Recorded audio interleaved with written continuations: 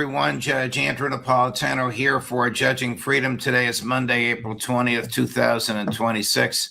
Larry Johnson joins us now. It seems like we just said goodbye to each other, Larry. We had such a busy week last week. Thank you for all your time and all your insight.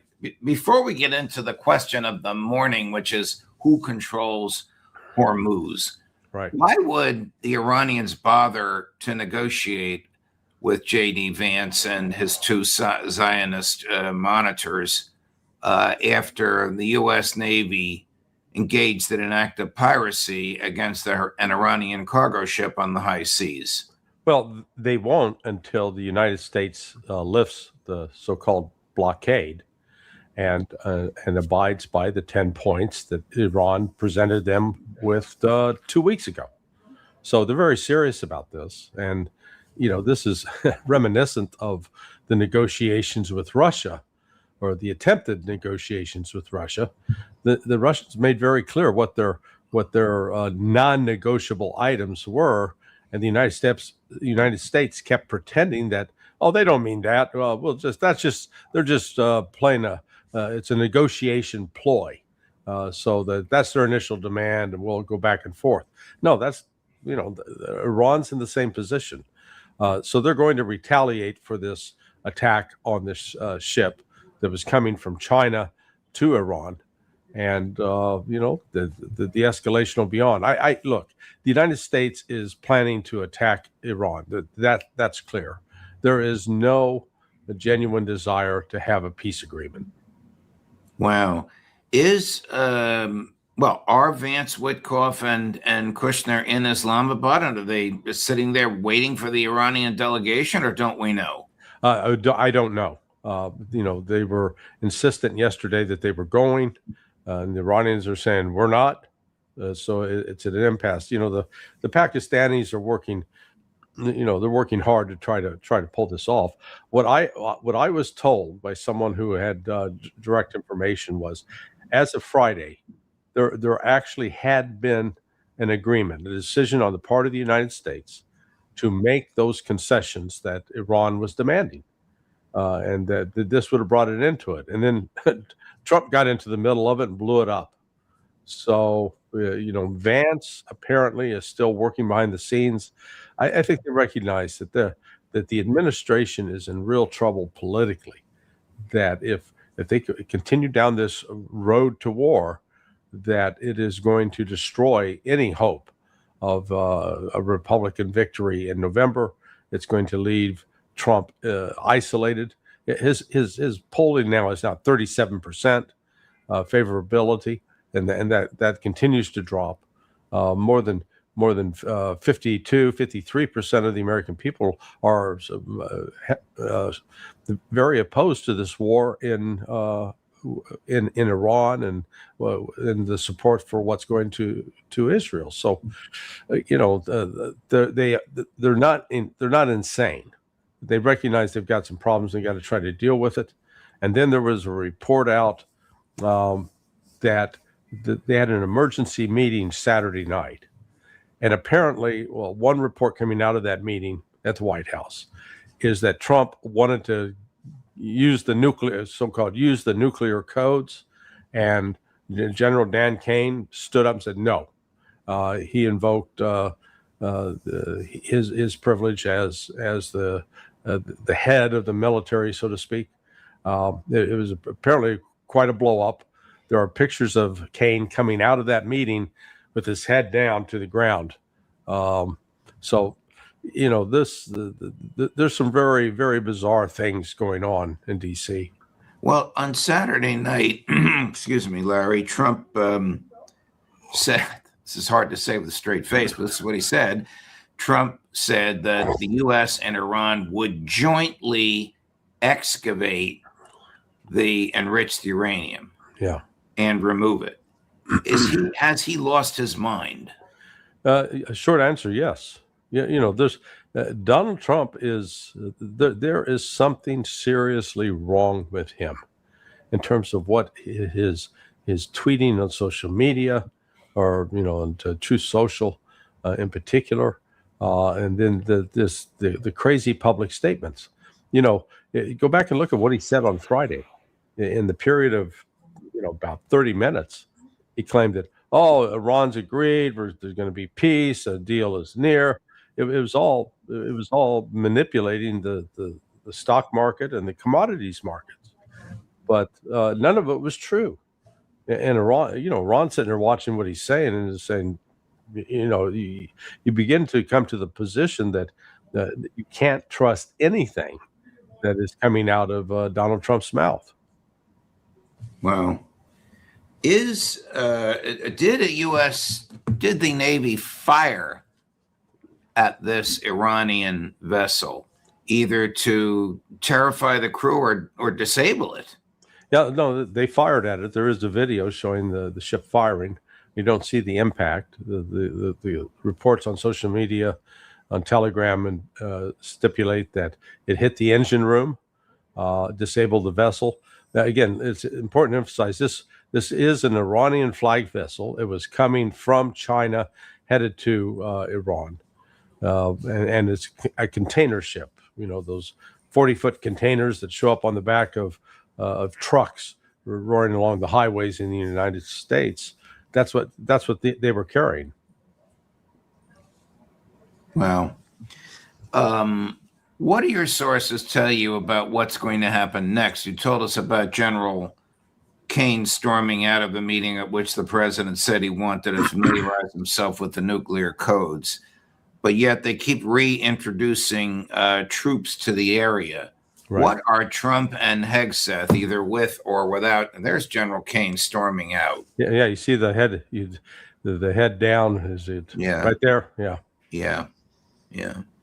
So, what are Trump and Hegseth planning, according to your sources? Well, they're all over the board.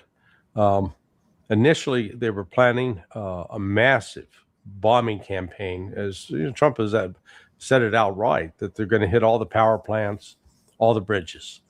Then what I heard middle of last week is that Trump decided to back off of that, and that instead they were going to try to go for the highly enriched uranium, which means a special operations unit would be inserted somewhere. But I think they're now back to the massive bombing campaign. There is a lot of activity underway. They call it the pizza index. You look at late night orders of pizza that are delivered to the Pentagon. Those were way up yesterday. So they're getting ready to do something. Now they're going to be hindered by it. Iran's going to be covered with clouds. So they may, the weather will affect any attempt to insert a special operations unit. It wouldn't necessarily affect, an attack with, Tomahawk missiles and other cruise missiles.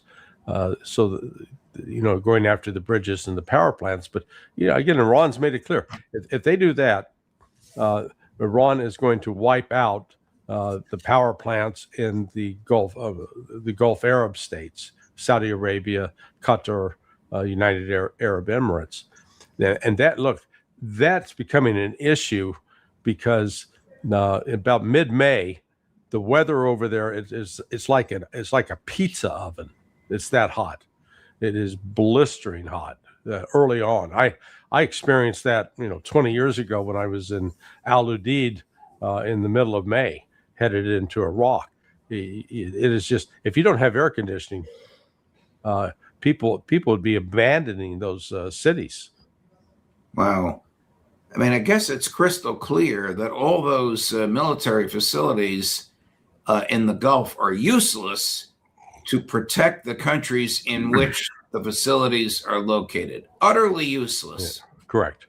Yeah, no, they've some now, like the Fifth Fleet headquarters in Bahrain, they're completely useless. That's not going to be re-inhabited.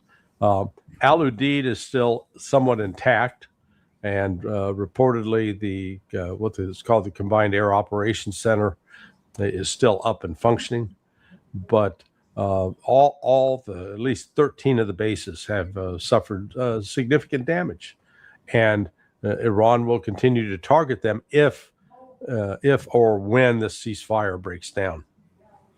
Here's the two-bit political hack masquerading as the U.S. ambassador to the UN. No diplomatic experience and no diplomacy of tone, saying, oh, bridges and power plants, they're not war crimes. Number 4, Chris. I hope we don't have to go back to a military option, but President Trump's made it very clear. And by the way, bridges, power plants that are run by the IRGC, which runs the entire military, are absolute legitimate military targets, not only now, but have been historically. That is a false, fake, and ridiculous notion that this is some type of war crime.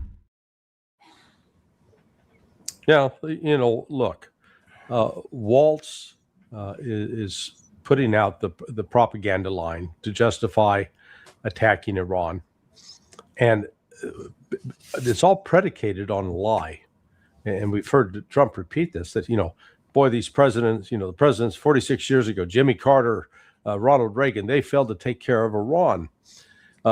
Iran, apart from the hostage taking of the U.S. Embassy in 1979, which was, the students were outraged that the United States was still harboring the Shah. They'd had a popular uprising to toss the Shah out. Here was the United States still protecting him. But apart from that, it was not Iran that started attacking the United States. It was the United States that started attacking Iran, beginning with encouraging and supporting Saddam Hussein to carry out start a war with Iran in September of 1980. And then that was continued by Ronald Reagan providing chemical weapons. The very weapons we claim we were looking for back in 2003, we were the ones that provided those to Saddam. So, this screwed up narrative, this lie, that Iran has been our enemy.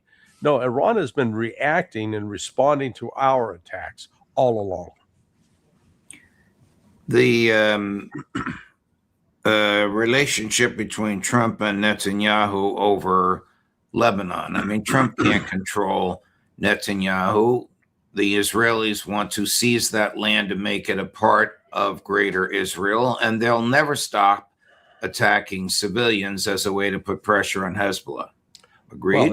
Well, not just that. The attack on Christianity that these Israeli fanatics are carrying out.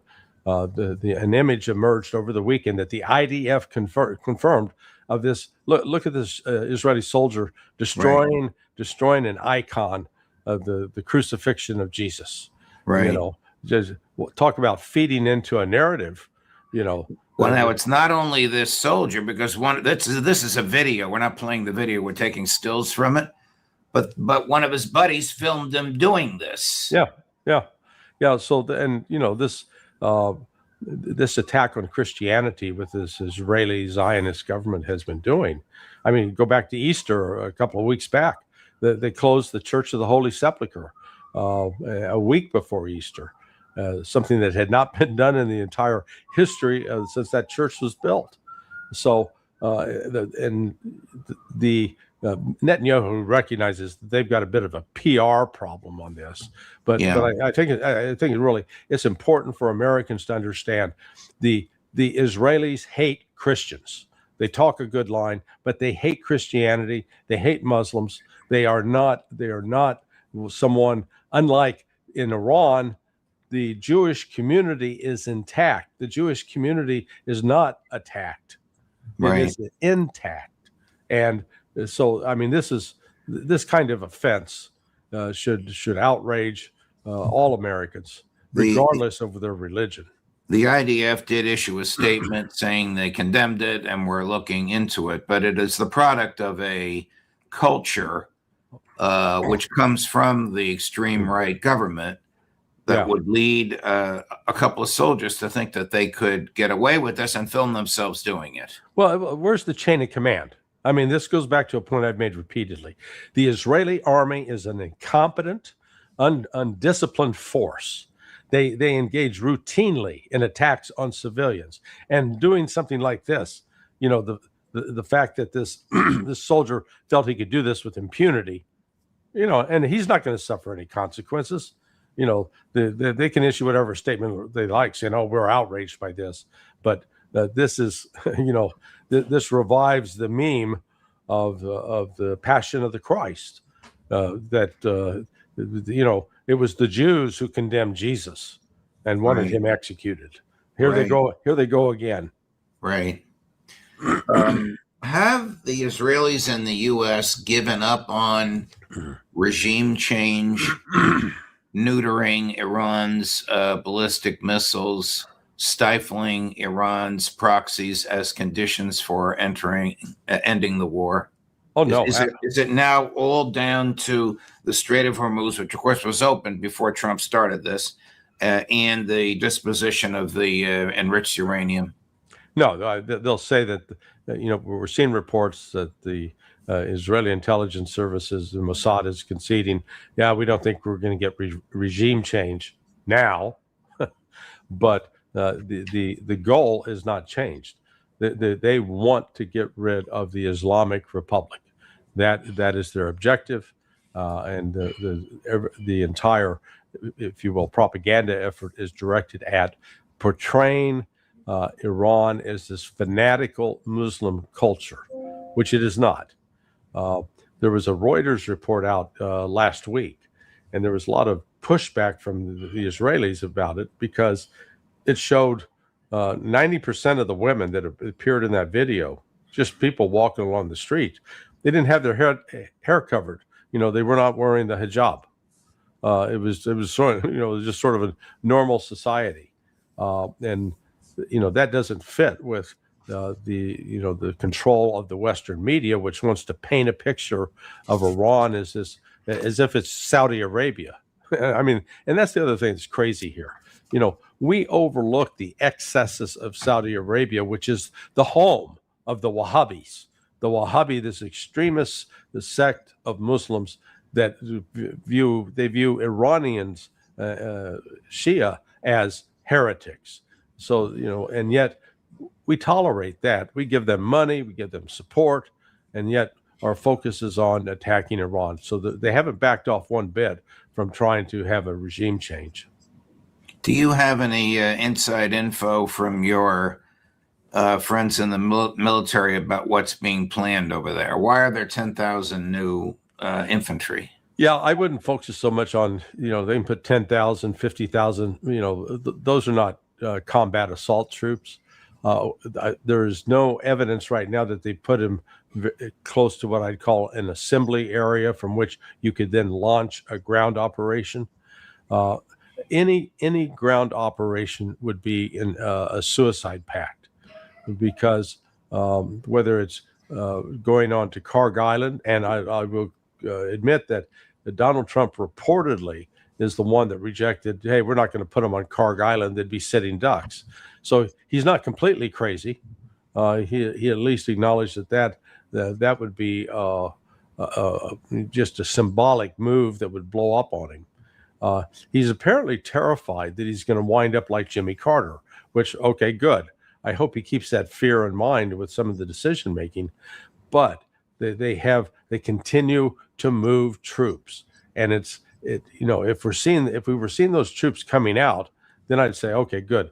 We've finally made a decision that this can't be solved militarily. They continue to believe that if we put enough assets in the theater, then we will be able to defeat ultimately Iran.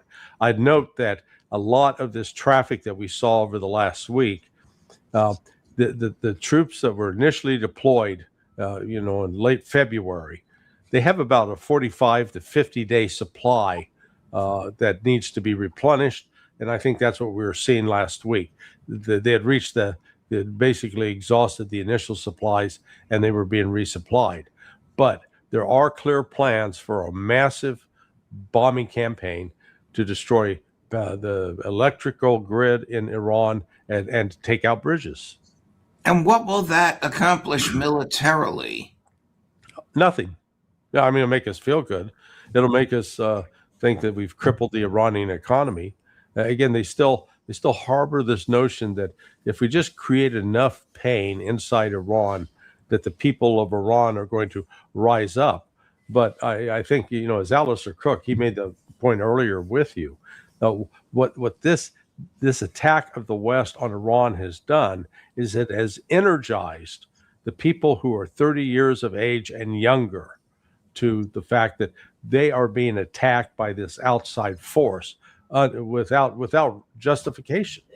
The generation that's represented by our friend Professor Morandi, who's in his mid-50s, and by the new Ayatollah, Mojtaba Khamenei.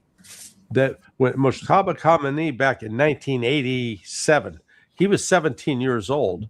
That's when he enlisted in the Iranian Revolutionary Guard and fought against the U.S.-backed attack from Iraq. So that experience for both Morandi and the Ayatollah, that was formative for them. But now that these guys are in their mid-50s, they remember that vividly.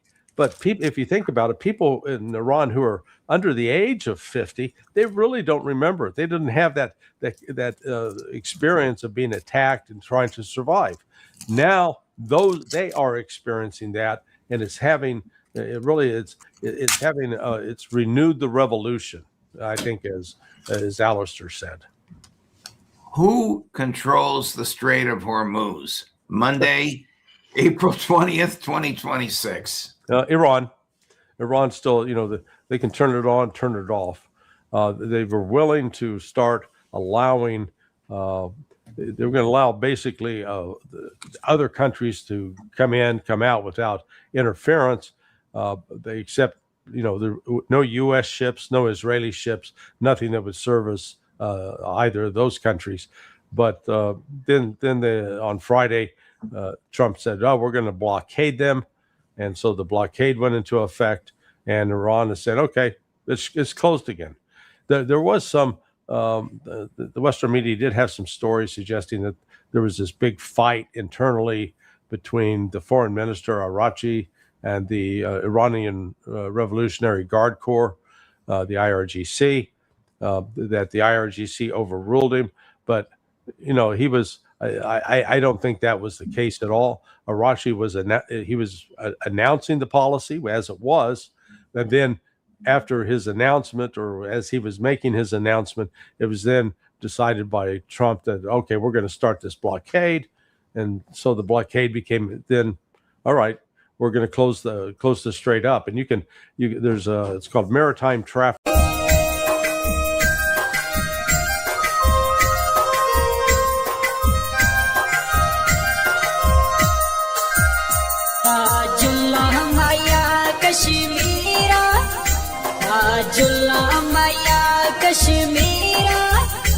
Kashmir में अखियां दी ठंड माया कर प्यार उड़ पैर न कंड माया कर प्यार उड़ पैर न कंड माया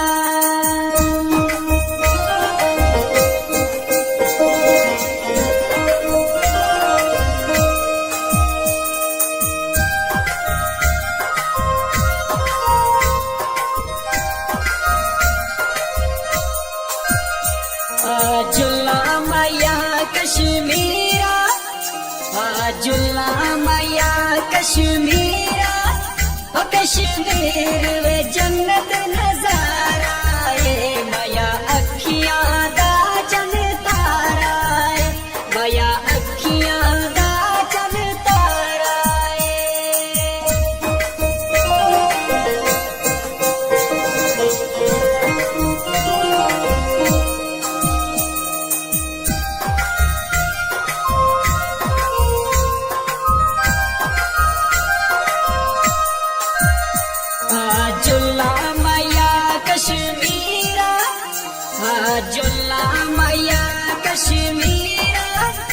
कश्मीर दे दरिया बहंदे ने सुन सजना ए की कहंदे ने सुन सजना ए की कहंदे ने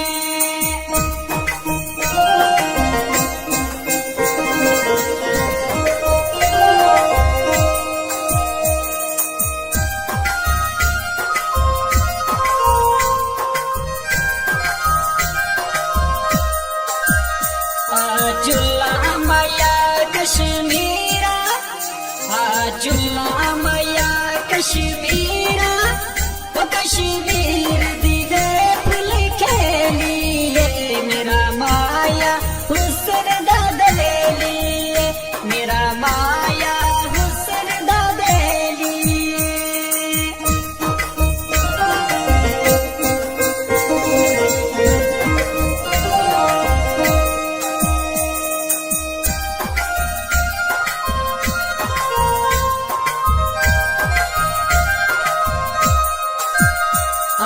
जुल्ला मैया कश्मीरा जुल्ला मैया कश्मीरा ओ कश्मीर वे मेहंदी दा रंग माया सैर करा दे संग माया सैर करा दे संग माया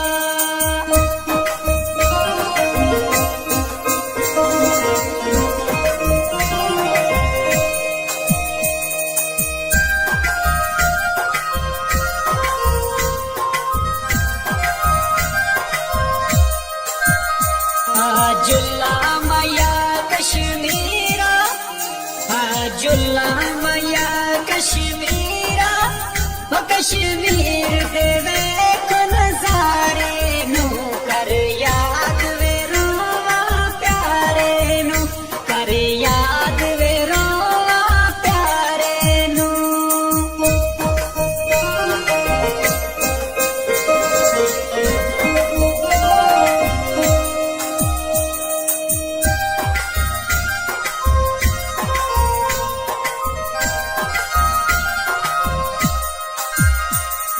जुल्ला मैया कश्मीरा जुल्ला मैया कश्मीरा ओ कश्मीर वे भागत लार चना रफी दिल को करिए प्यार चना रफी दिल को करिए प्यार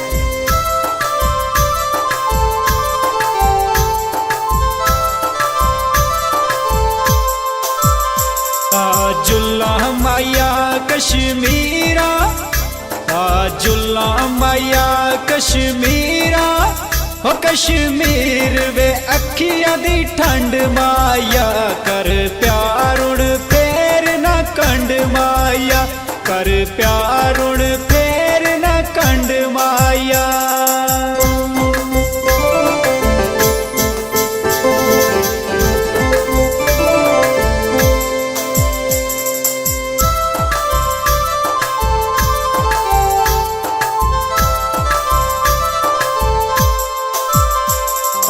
जुल्ला मैया कश्मीरा जुल्ला मैया कश्मीरा हो कश्मीर वे जन्नत नजारा ए मैया अखियां दा चन तारा ए मैया अखियां दा चन तारा ए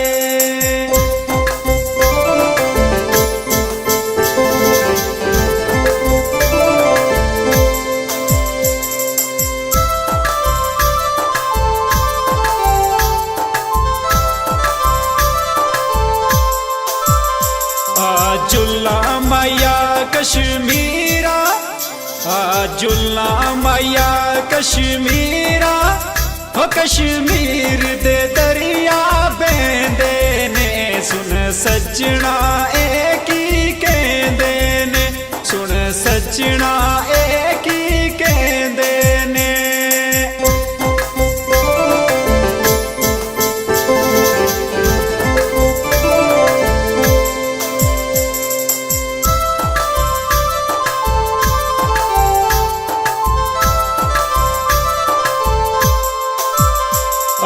जुल्ला मैया कश्मीरा जुल्ला मैया कश्मीरा हो कश्मीर दीवे फुल खेलिए मेरा माया हुस्न दा बेलिए मेरा माया हुस्न दा बेलिए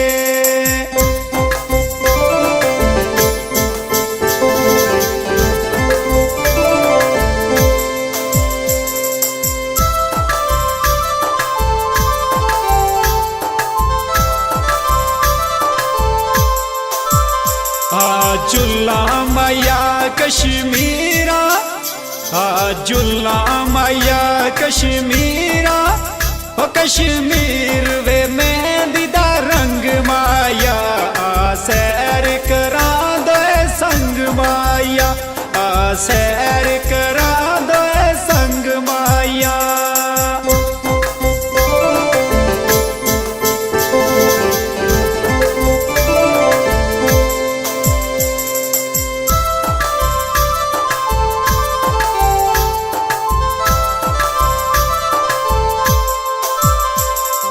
जुल्ला मैया कश्मीरा जुल्ला मैया कश्मीरा ओ कश्मीर दे वेखो नजारे नू कर याद वे रो